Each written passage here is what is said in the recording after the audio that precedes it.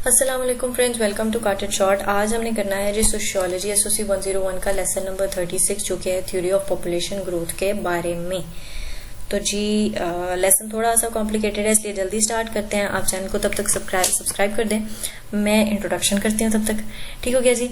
अच्छा, बात यह है कि जब हम बात करते हैं कि इंडस्ट्रियलाइजेशन से पहले के टाइम पीरियड की, तो हमारे पास जो ग्रोथ थी, पॉपुलेशन ग्रोथ थी, वो एक बैलेंस में थी।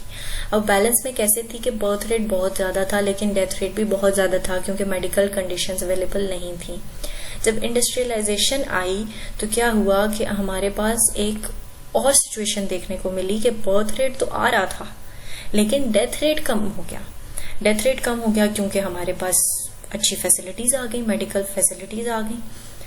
अब आगे ये चीज बिलीव की जा रही थी कि जब इंडस्ट्रियलिज्म स्टार्ट हो रहा है और इतना बढ़ रहा है तो क्या होगा कि न्यू एज में स्कैर्सिटी का प्रॉब्लम नहीं होगा, जो रिसोर्सेज की कमी है उसका प्रॉब्लम नहीं होगा, क्योंकि बहुत ज्यादा हमारे पास चेंजेस आ रहे थे, एवोल्यूशन हो रही थी। तो ये बिलीव किया जा रहा था कि आगे का जो टाइम पीरियड होगा वो बहुत अच्छा होगा और लोगों को लाइफस्टाइल बहुत अच्छे मिलेंगे। लेकिन लोगों ने इस चीज पर गौर नहीं किया कि इस इंडस्ट्रियलाइजेशन ने डेथ रेट तो रोका है, बर्थ रेट नहीं रुका है। बर्थ रेट बहुत बढ़ रहा है और डेथ रेट कम हुआ है। तो इससे क्या होगा? Rapid increase in population.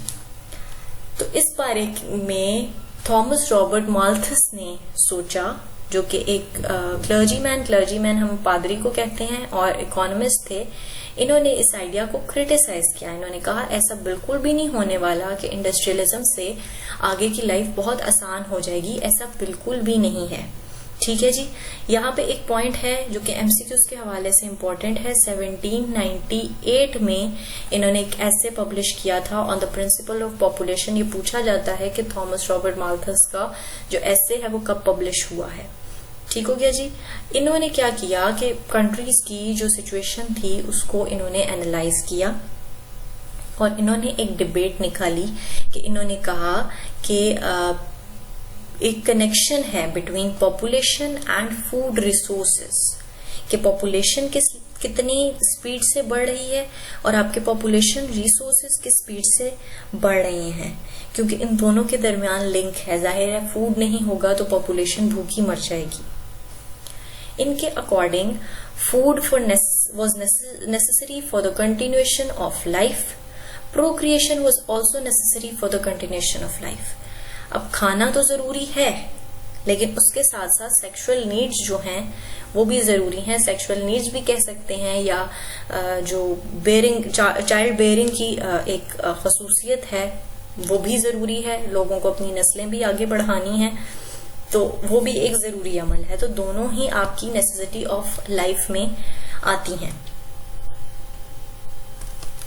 Necessity of food for human survival is to continue. Similarly, the passion between the sexes are to continue. जाहिर है जब खाने की जरूरत बढ़ रही है वहीं पर प्रोक्रिएशन की जरूरत भी बढ़ रही है।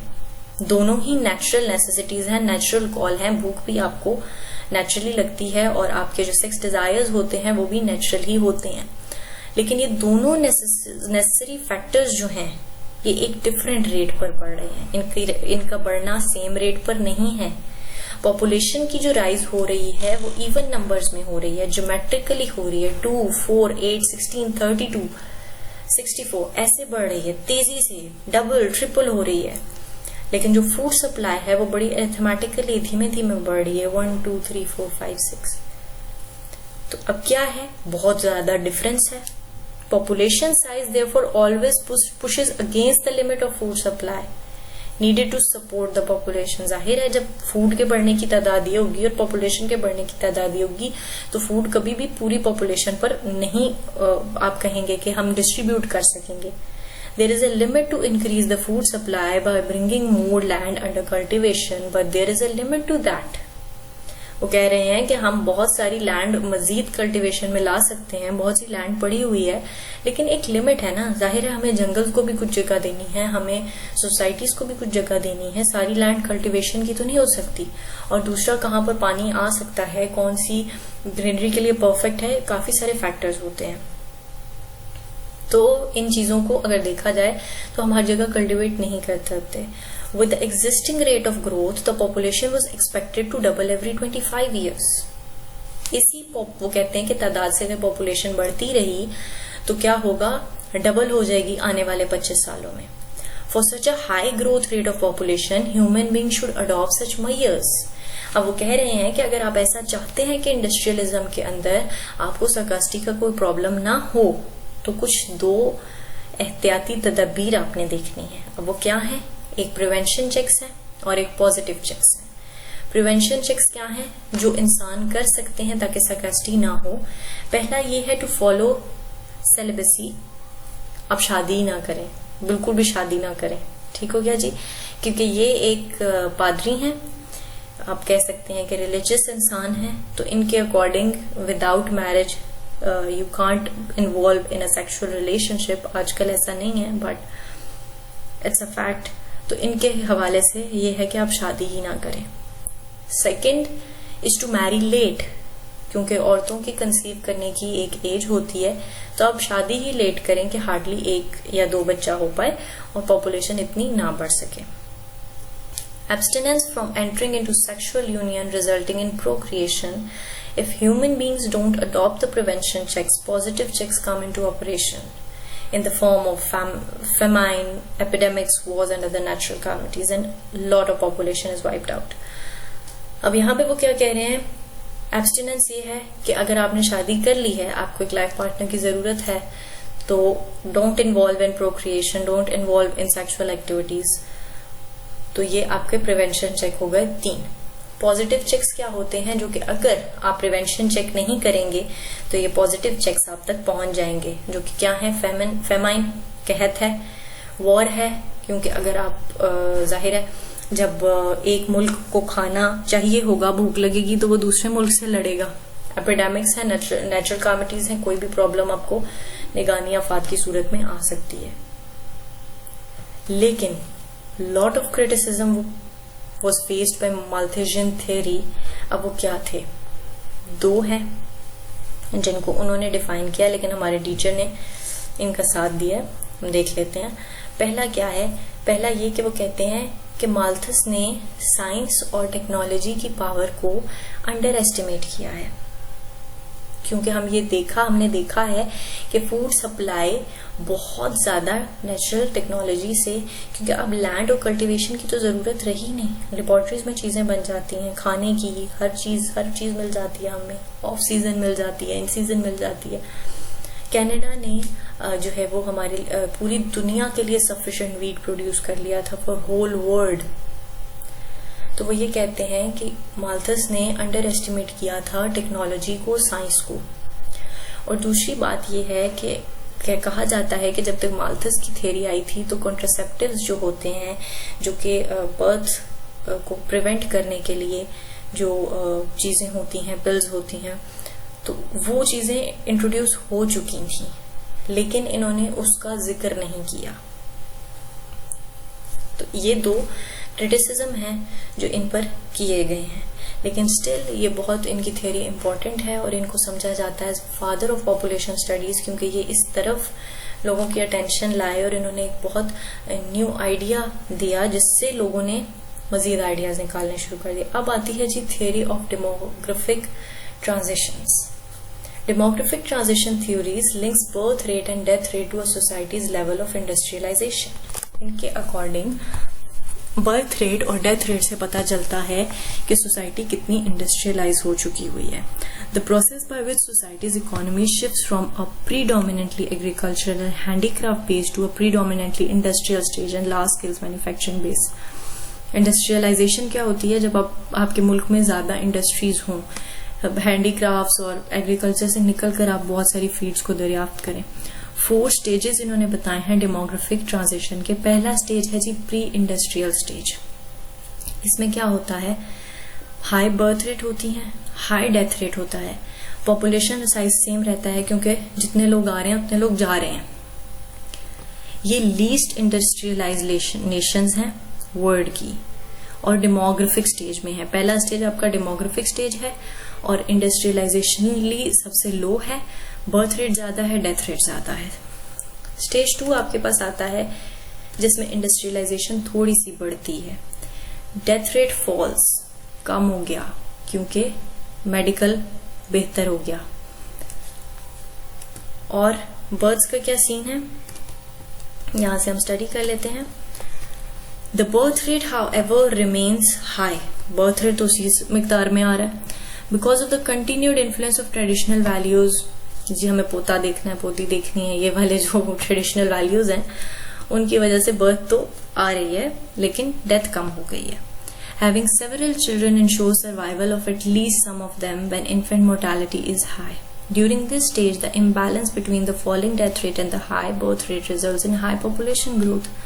अब क्या हो गई है, पॉपुलेशन बहुत बढ़ गई है और Pakistan like many other developing nation in the stage of transition, ये है सेकेंड स्टेज जिसे स्टेज ऑफ ट्रांजिशन कहा जाता है और पाकिस्तान भी स्टेज ऑफ ट्रांजिशन में है, तो ये आपको पता होना चाहिए। पहली जो थी हमारे पास वो डेमोग्राफिक स्टेज थी, ठीक है, और दूसरी जो है वो ट्रांजिशन स्टेज है।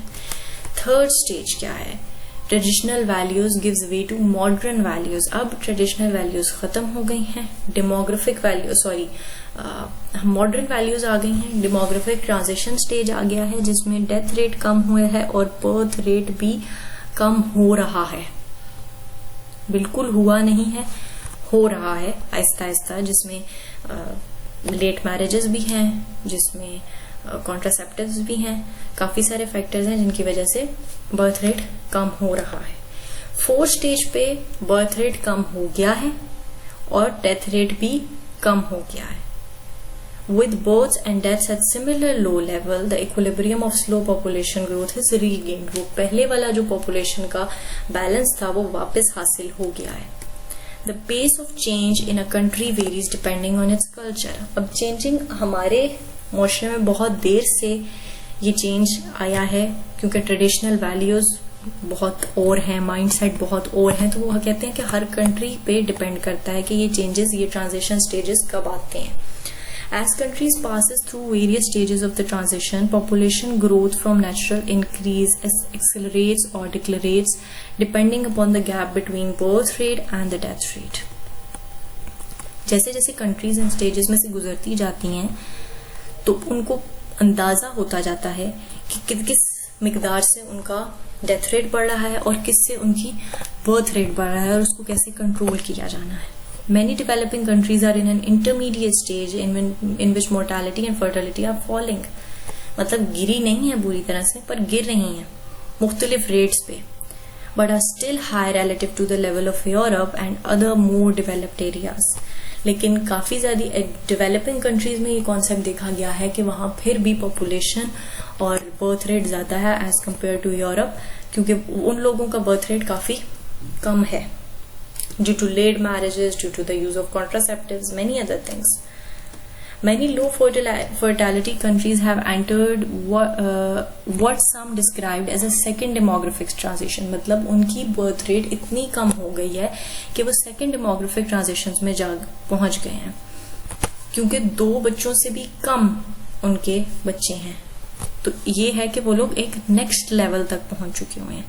This transition has been linked with greater educational and job opportunities for women, the availability of effective contraceptions, a shift away from formal marriages, the acceptance of childbearing outside marriages, and the rise of individualism and materialism. अब इन countries में क्या हुआ है कि बच्चे क्योंकि कम है, population कम है, तो क्वालिटी बढ़ गई है, क्वांटिटी कम हुई है तो क्वालिटी बढ़ गई है हर चीज की, और वो तरक्की कर रहे हैं और आगे निकल रहे हैं। एक्सपर्ट्स जो हैं वो इस बात से एग्री नहीं करते whether all countries will follow the transition experienced in Europe and about whether there are additional stages of transition that we have not identified. इनके अकॉर्डिंग अभी बहुत सारे ऐसे ट्रांजिशन के स्टेजेस हैं जो हमने आइडेंटिफाई नहीं किए। Long term population decline, for example the demographic transition theory provides a useful framework for assessing demographic trends. वो कहते हैं कि ये जो थ्योरी है ये डेमोग्राफिक ट्रेंड्स और सोसाइटी को स्टडी करने का एक अच्छा तरीका हमें देती है, लेकिन अभी भी बहुत सारे ऐसे स्टेजेस हैं जो हमने आइडेंटिफाई नहीं किए हैं। आई होप कि आपको समझ आ गया होगा। स्टिल एनी क्वेश्चंस देयर आप कमेंट बॉक्स में कह सकते हैं। मिलेंगे नेक्स्ट लेक्चर के साथ। टिल देन टेक केयर, अल्लाह हाफिज।